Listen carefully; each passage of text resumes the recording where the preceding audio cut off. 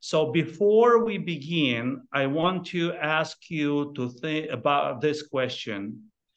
So please imagine a time when you were in a stressful situation.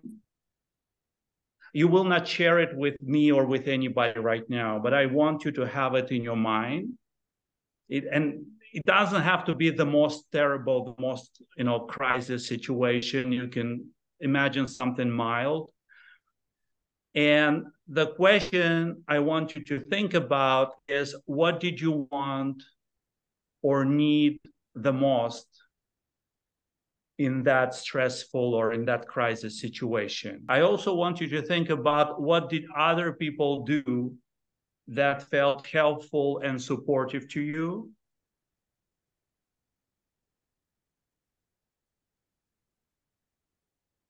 Or what did other people do that was not helpful and actually increased your stress? So what did you want or need the most? Did somebody do something that was helpful and reduced your stress? And if somebody did something that increased your stress, what it was that did?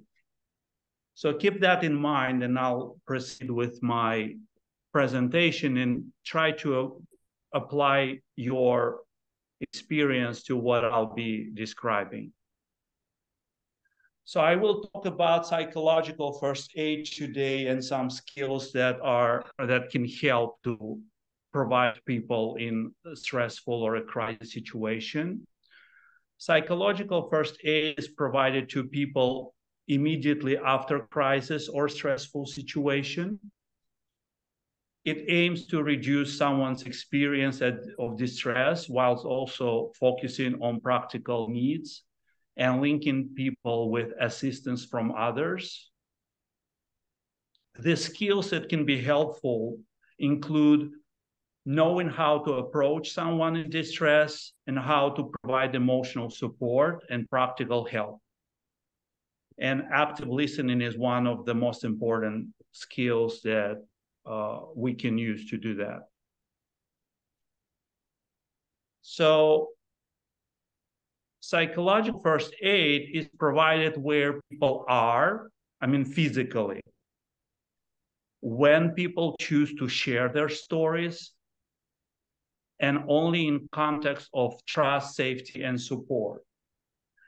Unlike ordinary therapy session or some other services where people come to us, this is a situation where people are having very difficult time and we go to where they are, or we try to meet with them somewhere where it's comfortable, safe, and convenient for them.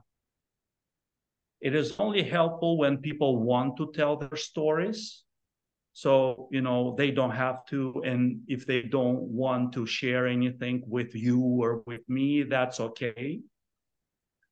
If you remember my last presentation during the last session, when I was talking about 5 types of factors that influence our capacity to manage stress and reduce its negative consequences.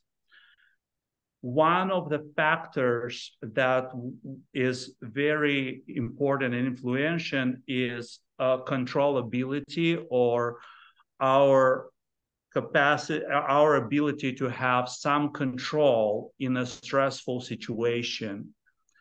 As you know, during stress, people often feel like they have no control over the external situation, what is happening to them.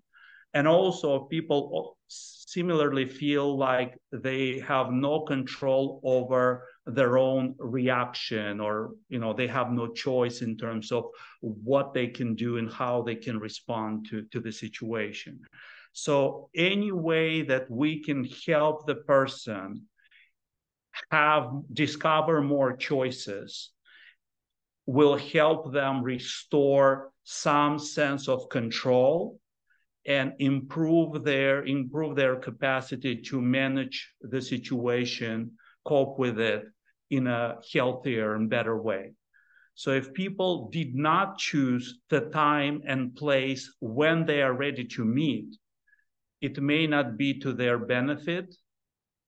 And having a choice when, about what, and how much people share is very, very important. So it's useful when, instead of we make decision and tell them, oh, I'll meet with you tomorrow at 5 and you'll have to tell me what happened to you or something. Instead of that, it's more helpful to approach people and say, hi, I'm here to help you, or I'm here to support you, and I can listen to if there is anything you want to talk about, or if you want to share what happened to you. I'm available to be with you and listen to you. We can do that now or anytime that you want to. I'll be here till 7 tonight, or here is my phone number. You can call me and contact me, and I'll be happy to meet with you whenever you are ready to talk about this. So you offer this help, but you leave a room for the person to make choices about, do they want to do that or not? Do they want to do that with you or not? And when and where? Psychological aid is not a long-term therapy. It's not full therapeutic treatment. It is stopping the bleeding.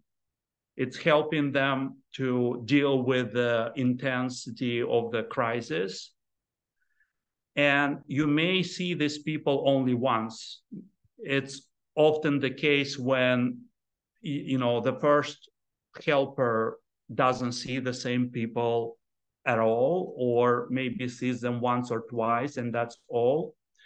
And often the meeting itself occurs not in the privacy of your office. Like if you are a therapist or social worker, sometimes if you need to go out and meet with them where they are, it could be in their home or in the park or in a cafe or wherever they feel comfortable and safe to meet and talk. So that needs to be offered also. Psychological first aid includes comforting someone in distress, providing emotional support, and helping people feel safe and calm. We want to help them activate their strengths and coping resources, and help them identify and address their immediate needs, such as food, water, warmth, or temporary place to stay, or medical assistance, security, or anything else that they may need to get to the better situation. To be able to do that, essential part of offering psychological support is for you to know a list of contacts of services and organizations who provide those kinds of services to people. And you need to be able to either offer this contact list to people or help them access those services. So call there or, help them get there so that you know that you help these people get connected with next service that they need. Psychological first aid has 3 major steps: look, listen, and link. The first step, look, means you sometimes, if it's one person that is in stress or crisis, of course, then you support that person. But there are times when there is more than one person who has crisis or experience some stressful situation. It could be a family with several people, or co-workers, several people working in the same office, or sometimes people living in the same street or in the same community. So there may be multiple potential clients or people who experience stressful situation. And you need to identify the one that is more vulnerable and who you will focus on first. So first you look around and you identify people who have safety and security concerns, or people with physical injuries, or people with immediate basic and practical needs. Somebody who didn't sleep for 3 days or didn't eat for 20 hours, or somebody who needs take pills and they don't have those pills and they quickly need some assistance with that, or people with strong emotional reactions. So the second step is to listen to that person. You literally approach that person, make eye contact, introduce yourself, and then you offer to listen and accept their feelings and experiences. And also you help them identify those needs. What is there? Is there something that they urgently need that would help them? And then the third step is you link them with those relevant and necessary services, or provide useful information regarding when and how somebody else will help them.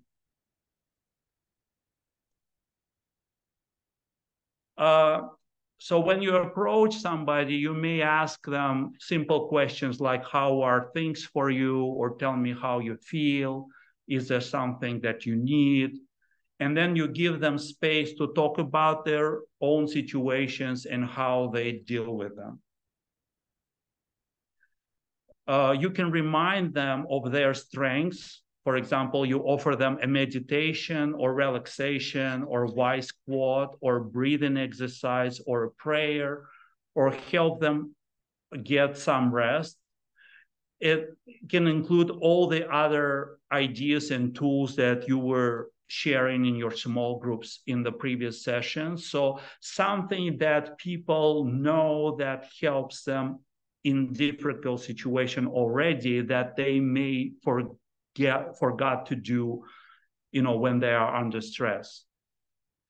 We can help them also connect with their social support, which may include people in their family or their friends or in their community or their therapists or their doctors. So, before we rush to offer medical help in a clinic or from doctors that they don't know, maybe it's a good idea to ask them, is there somebody that that could help you, that you would like to connect with right now?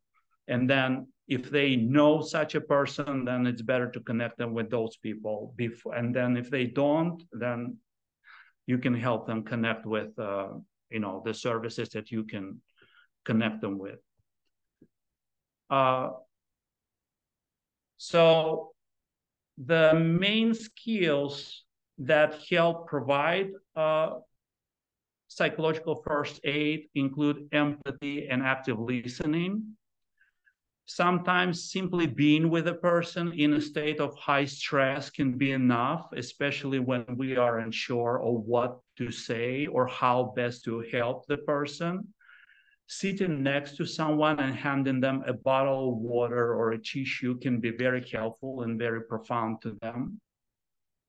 Also, it's very important to create an experience when you can sit comfortably with silence and accept the person who feels bad feelings, because you know that in our ordinary circumstances, we often hide our bad feelings from other people. We don't share our problems or, worries with them because we feel like we don't want to burden them. We don't want to make them feel bad or uncomfortable, or we don't want them to worry about us. But in the situation of crisis, it's the opposite. We don't want the person to be responsible, who is already having a difficult time. We don't want them to be responsible for us feeling good. And we don't, because that adds additional responsibility, additional stress to them. Instead, we want to be present and let them share any losses or bad feelings that they may experience so that they can calm down, feel safe, and establish trust and just share their experience. So by making eye contact, mirroring their body position, holding hands, listening and offering some help, we can convey a message to the client, to this person, that you are worth and you matter and you are not alone and you will be okay. So, we can do that just by our action, by being present with that person, by letting them share, by really listening to them and being willing to spend time with them. So active listening includes basically two major steps or two major types of procedures.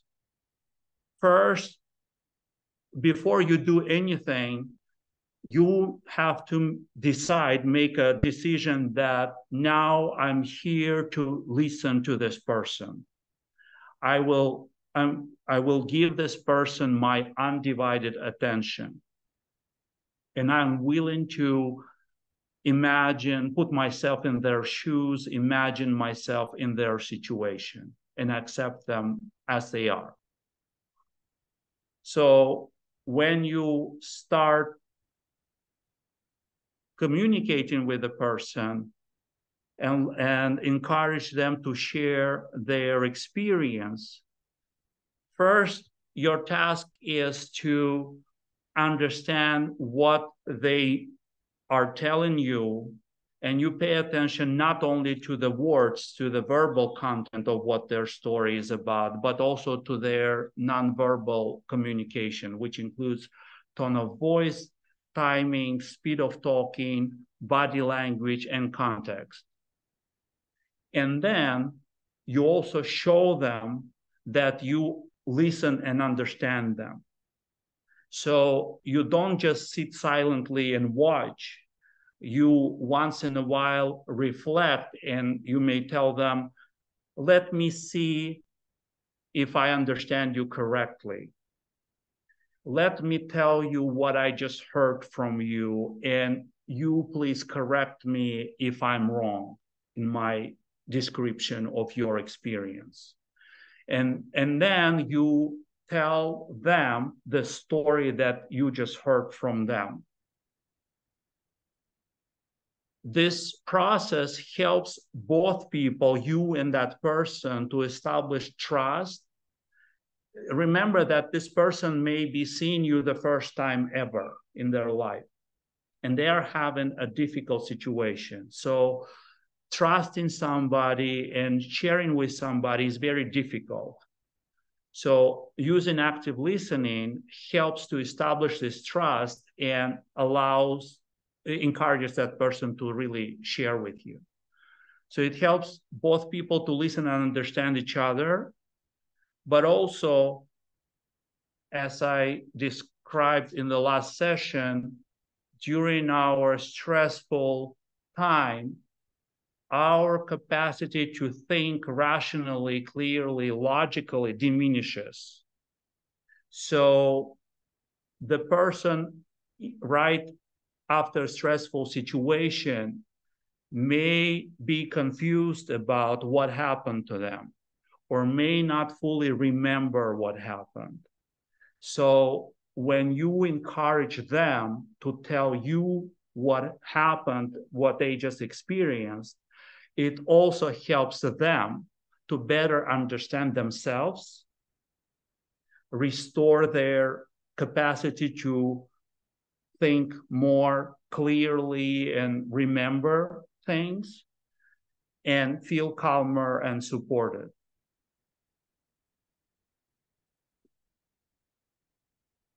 So active listening basically helps to achieve several things. It helps this other person restore their sense of self-worth or self-esteem.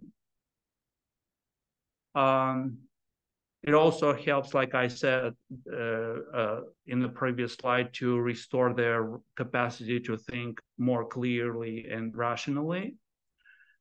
And then it's important that we also validate or depathologize their feelings. You know that when we are in a stressful situation, we may feel scared or ashamed or guilty or blame ourselves for doing something wrong. So in addition to the situation itself that is stressful, we increase our stress or bad experience by feeling those feelings. So, and also we tend to believe that something is wrong with us. So when somebody reminds us that our feelings and reactions are normal reactions to a difficult situation, that helps the person reduce that stress and feel better. That validates their experience. And you literally can do that by saying something as simple as, I hear that you are very afraid, and anybody who is in the situation like this would also feel afraid. Or, if I were in that situation, or if this happened to me, I would also feel lost and confused and not know what to do. So it's absolutely okay that you feel the way you feel right now. So we can help people understand that they have resilience and coping skills already. And like I said earlier, we help them feel accepted and more secure. So remember when I asked you in the beginning to recall your stressful situation and what other people did that was not helpful or was maybe increasing your stress. So here are some of the examples of what not to say or what not to do. So first is providing unsolicited advice, like telling them, why didn't you do this? Or, you should do that. These advices are not helpful, and especially if people didn't ask, you can say that, I can think of some ideas in terms of what might help other people in situations like yours.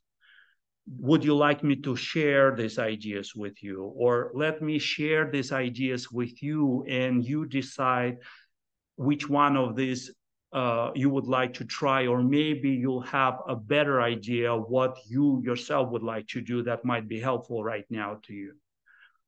Another not helpful type of responses is telling the stories about somebody else or something else when they try to tell you what happened to them now, and you kind of interrupt them and say, well, that reminds me of the time when somebody else experienced this and that. So that distracts them from their own feelings and their own process to something that is not helpful and is not relevant. And another example of unhelpful response is one-upping, is when you basically reduce the value of their experience by saying, oh, what you go through, that's not a serious, stress, or that's nothing, that's very simple situation or something. It is very easy to stop people from openly sharing their stories.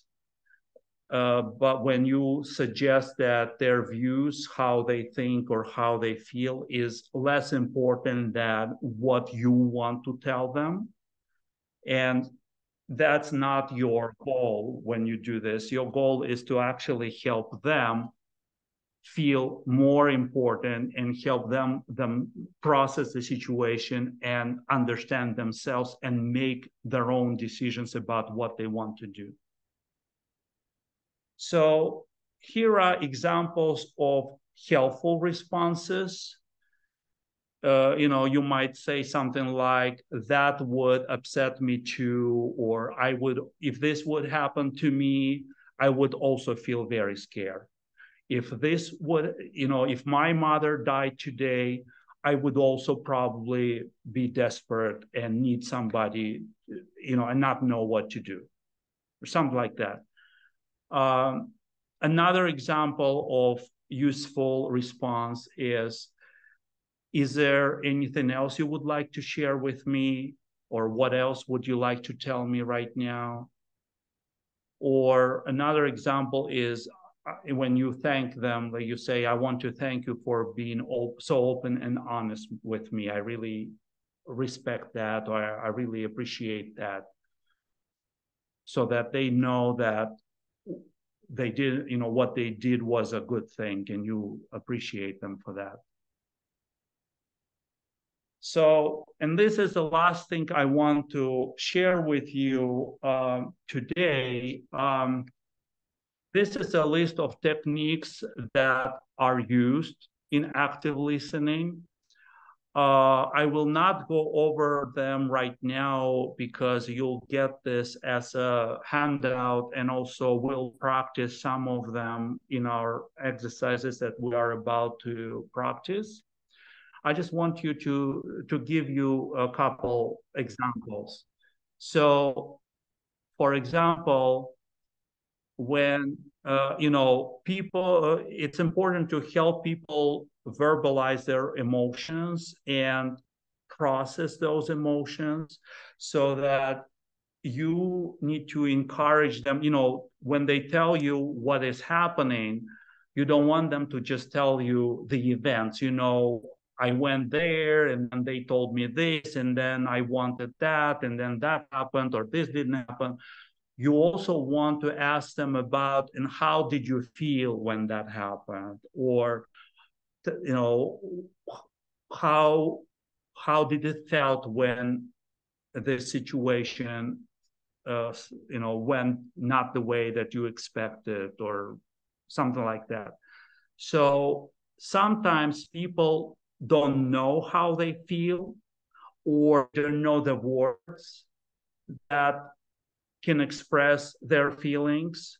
And similarly, sometimes people don't recognize their physical symptoms or their physical experiences in a stressful situation.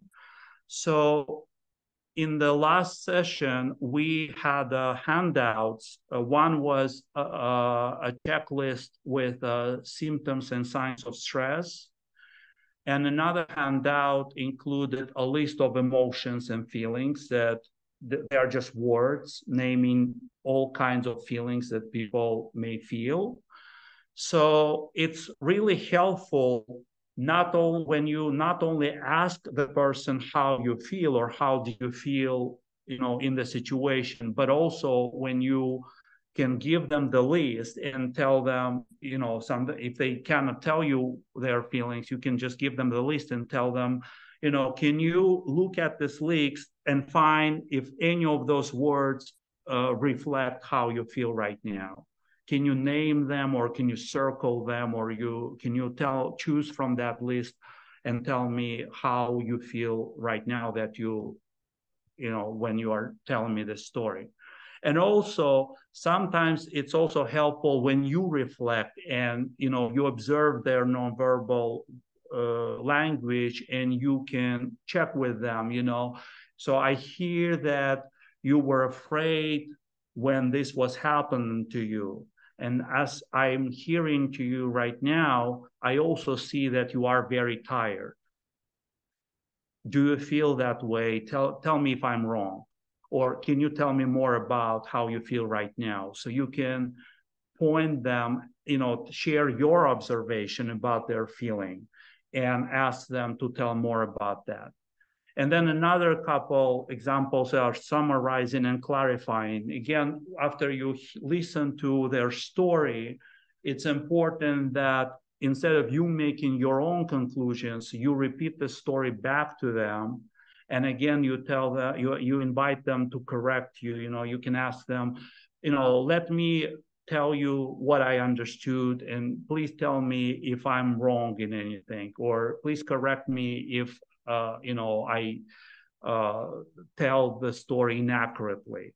And similarly, if you didn't understand something, you are free to clarify and ask them, like, can you, if somebody says something very non-specific, they didn't help me, they were wrong, they did do this, they did that. You can ask them, who are they exactly? Can you tell me more about who else was there? And can you clarify for me what it is that you expected them to do that they didn't do that you think was wrong? So anything that helps you better understand the situation will also help them better understand themselves and process it and begin to make better decisions for next steps.